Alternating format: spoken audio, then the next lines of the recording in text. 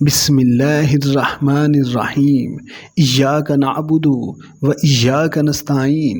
رسول اللہ صلی اللہ علیہ وآلہ وسلم یہ دعا پڑھتے تھے، اللہم انی اعوذ بک من قلب لا یخشع ومن دعاء لا یسمع ومن نفس لا تشبع ومن علم لا ينفع اعوذ بک من ہؤلاء الاربع۔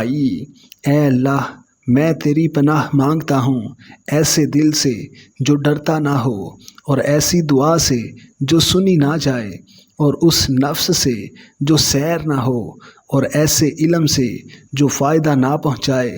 اے اللہ، میں ان چاروں چیزوں سے تیری پناہ چاہتا ہوں۔ الترمذی 3482۔